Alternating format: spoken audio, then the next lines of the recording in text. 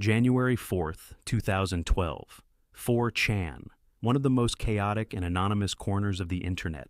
Among the noise and the trolling and the memes, a single image appears. Black background, white text. Hello, we are looking for highly intelligent individuals. To find them, we have devised a test. There is a message hidden in this image. Find it, and it will lead you on the road to finding us. We look forward to meeting the few that will make it all the way through. Good luck. 3301. That was it. No name, no explanation, no threat, no reward. Just a challenge.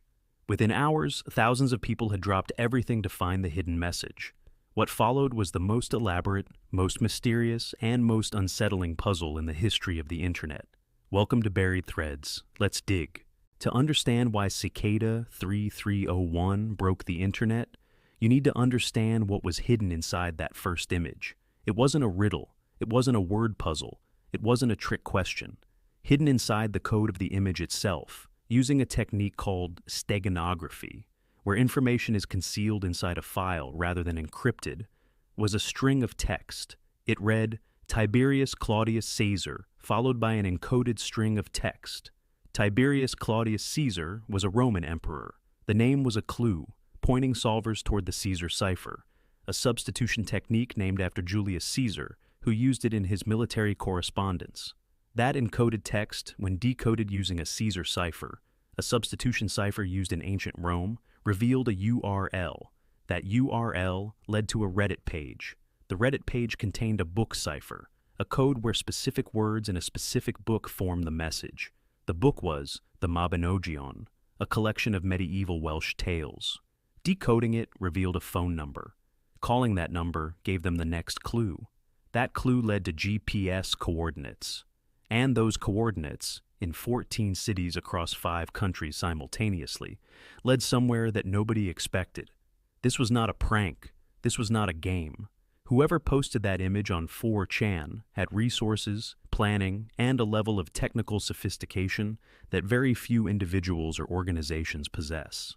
The internet had never seen anything like it, and the puzzle had barely started. Within days of the first image appearing, 2 types of people were working on the puzzle.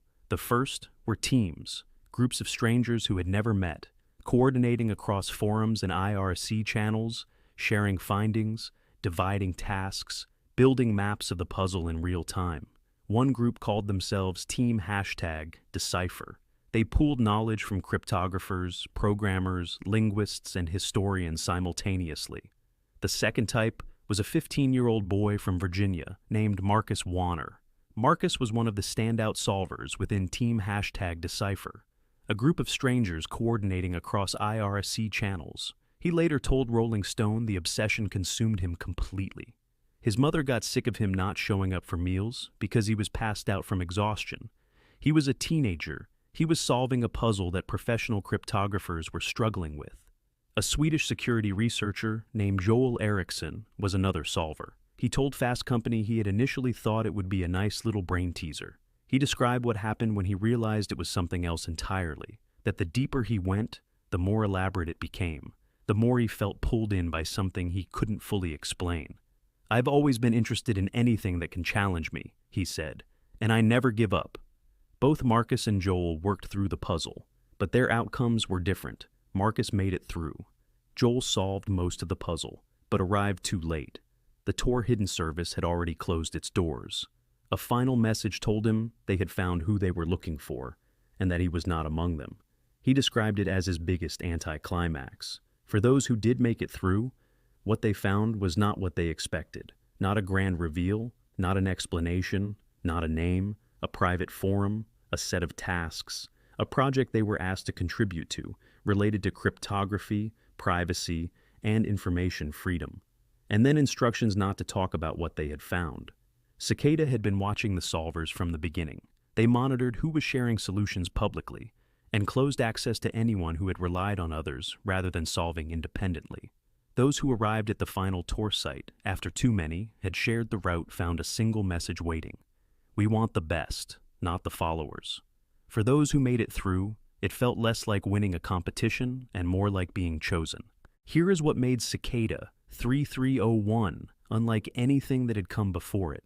Most internet puzzles test one thing. A riddle tests lateral thinking, a cipher tests cryptographic knowledge, a scavenger hunt tests observation. Cicada 3301 tested everything, simultaneously. To solve even the early stages required knowledge of ancient Roman ciphers, steganography, Linux command line tools, the works of William Blake, Mayan numerology, prime number theory, the Tor dark web browser, and PGP encryption, a security protocol used by journalists, whistleblowers, and intelligence agencies.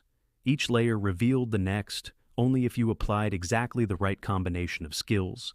Get one step wrong and you hit a dead end. There was no partial credit, no hints, no customer support.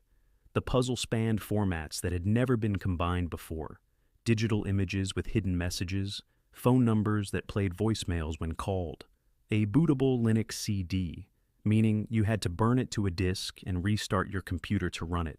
Original pieces of music with hidden data embedded in the audio. Pages of an unpublished book written entirely in runes. In 2014, the puzzle introduced the Liber Primus, Latin for first book, a cryptic text of dozens of pages written in a custom 29-rune alphabet called Gematria Primus. Some pages have been decoded, most have not. The Liber Primus remains partially unsolved today, and here is what makes that fact deeply unsettling. The people working on it are not amateurs. They are professional cryptographers, academics, security researchers, and former intelligence analysts. They have been working on those pages for over a decade. They have not cracked it. Whatever is written in the remaining pages of the Liber Primus, nobody alive has read it. One of the most disturbing aspects of Cicada 3301 is the moment the puzzle left the internet.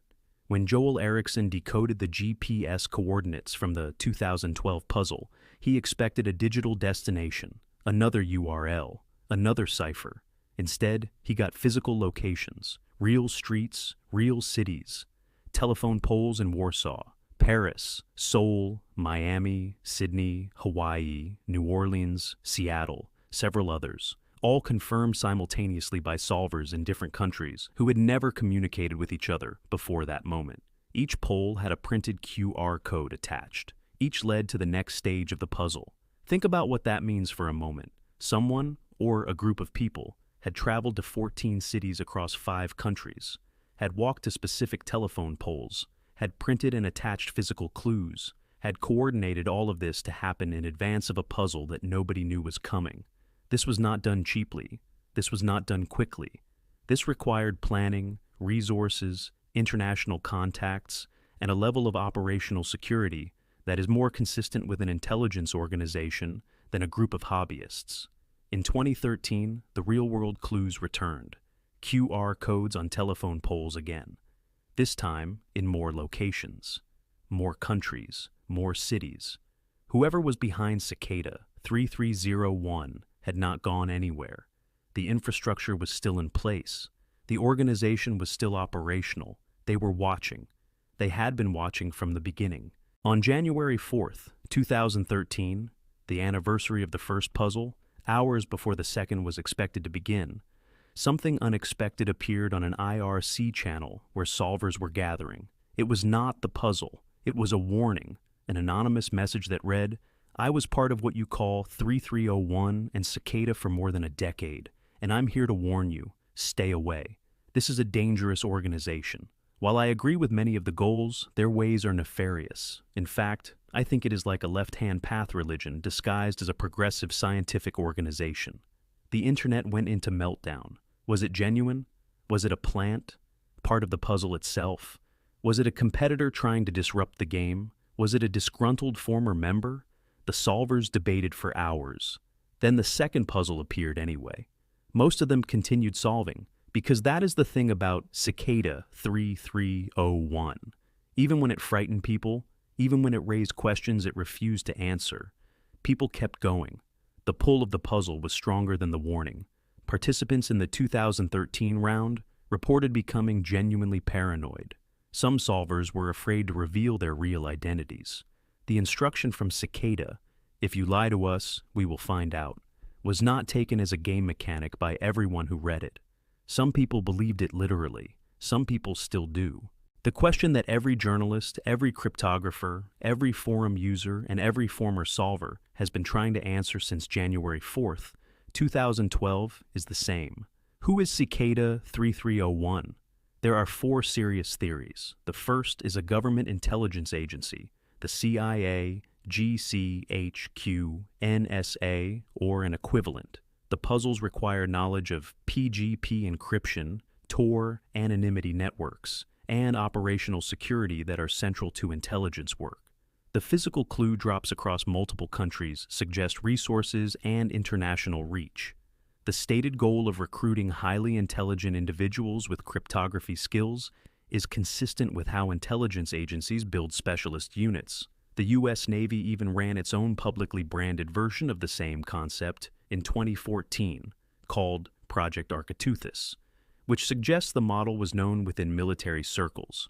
The second theory is the cypherpunks, a movement that emerged in the late 1980s and early 1990s, dedicated to using cryptography to protect individual privacy from governments and corporations. The cypherpunks included some of the most influential figures in modern computing, and their ideology, privacy as a fundamental right, anonymity as a tool of freedom, aligns precisely with the values Cicada expressed to the solvers who reach the final stages. The third theory is a private secret society, a group of elite technologists who built the puzzle as a filter to find worthy members, the way certain fraternal organizations have used initiation tests throughout history: the private forum, the undisclosed projects, the instruction to maintain secrecy, the disappearance without explanation. All of this fits the model of an organization that has no interest in public attention. The fourth theory is the one nobody wants to say out loud: that the warning on IRC was genuine, that Cicada 3301 is something darker than a recruitment puzzle, a cult, a criminal network, a group with ideological goals that have never been disclosed, recruiting the most technically capable minds on the internet for purposes that the solvers were never fully told about. Marcus Warner, one of the few people who solved the puzzle and spoke publicly, said the organization felt values-aligned and benign. Joel Erickson described the puzzle itself as unlike anything he had encountered, a challenge that felt purposeful and professionally constructed. But neither of them ever fully explained what happened next. Marcus never completed his project. The forum disappeared, the website went dark, and he was left with no way to contact the organization that had selected him. What does that mean? Nobody knows. We just know that someone went to an extraordinary amount of trouble to find them, and then let them go. After the third puzzle in 2014, Cicada 3301 went quiet. January 4th, 2015 came and went. No new image, no new puzzle, no explanation. The communities that had formed around the previous puzzles kept waiting, kept watching. Forums stayed active. People continued working on the unsolved pages of the Liber Primus. Threads remained open. In July 2015, a group of cyber vigilantes attacked Planned Parenthood and claimed to be Cicada 3301. The real Cicada, or someone using the verified PGP cryptographic key that had authenticated all previous Cicada communications, issued a statement. They denied any connection to the attack. The statement was signed, confirmed genuine, so they were still there, still watching, still capable of responding, just not publishing puzzles. On January 5th, 2016, a new clue appeared on Twitter: Cryptic, signed with the verified PGP key. It contained a hidden image directing solvers back to the Liber Primus, but led nowhere new that the community could trace. In April 2017, Cicada posted what appears to be their final verified message. It warned that any unsigned puzzle claiming to be Cicada should be disregarded. It was a message about authenticity, about not trusting imposters, and then nothing. No message has been PGP verified as authentic since April 2017. The Liber Primus, still open on screens in basements and offices around the world, has resisted every attempt to crack it. The identity of the organization remains unknown. The telephone poles where the physical clues were once attached are bare. Whatever door Cicada 3301 opened, it closed quietly, and nobody standing outside it can tell whether anyone is still on the other side. There is a shadow side to the Cicada 3301 story that most coverage ignores. Because the puzzle was anonymous and unverified, it attracted imitators almost immediately. Fake Cicada puzzles began appearing on forums within months of the first real one. Some were obvious hoaxes. Some were elaborate enough to fool solvers who had spent months developing the skills to engage with the real thing. People wasted months, in some cases years, on puzzles that led nowhere, on mysteries that were never real, on communities built around manufactured intrigue. And some people were genuinely harmed by this, in ways that were very specific and very real. In the years that followed, a musician and composer named Thomas Schoenberger was publicly named across forums, Reddit threads, and YouTube videos as the mastermind behind Cicada 3301. His name spread as fact. He received harassment. His professional reputation was damaged. Thomas Schoenberger has consistently denied being the original creator of Cicada 3301. He acknowledges involvement with Cicada from around 2015, but disputes claims that he masterminded the original 2012 puzzle, a distinction that was largely ignored by the communities accusing him. No credible evidence has been produced linking him to the 2012 puzzle's origins, but by the time the nuance mattered, the accusation had already been copied, shared, and treated as settled truth by tens of thousands of people who never read the corrections. Whatever the truth of his involvement or non-involvement, the internet's method of justice was the same as always. Name first, verify never. The internet named its suspect. The internet was wrong, and the internet moved on without consequence. There are also documented cases of individuals who became obsessed with the puzzle itself, who sacrificed relationships, employment, and mental health pursuing something that may have no answer. Investigative journalists covering internet cold cases have written about encountering Cicada obsessives who could not stop. People who believed the puzzle held a key to something that would make their lives meaningful. The internet is very good at manufacturing that feeling.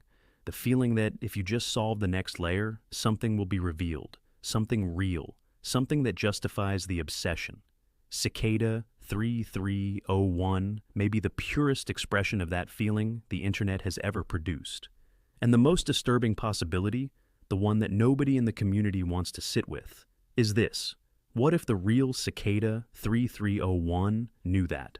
What if the puzzle was designed not just to find intelligent people, but to find people who could not stop? People who would follow a trail of clues indefinitely, past the point where any reasonable person would walk away? What kind of organization needs people like that? We don't know. And that is the thing about Cicada 3301 that keeps people coming back more than a decade later. Not the cryptography, not the steganography, not the Liber Primus, the silence. The feeling that somewhere, someone knows the answer and chose not to tell us. Cicada 3301 first appeared on January 4th, 2012. The third puzzle, released in 2014, has never been solved.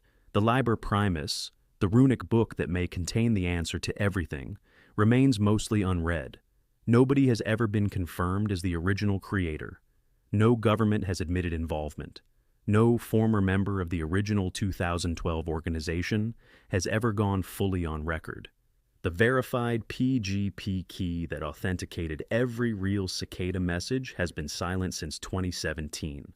Somewhere on the internet right now, people are still working on it, still decoding pages of the Liber Primus, still discussing theories on Discord servers and Reddit threads, still waiting for January 4th every year, just in case. Cicada 3301 asked for the most intelligent people on the internet. They found them, they used them, and then they vanished, leaving behind a book nobody can read, a key nobody can trace, and a silence that has lasted nearly a decade. If this got under your skin, it was supposed to.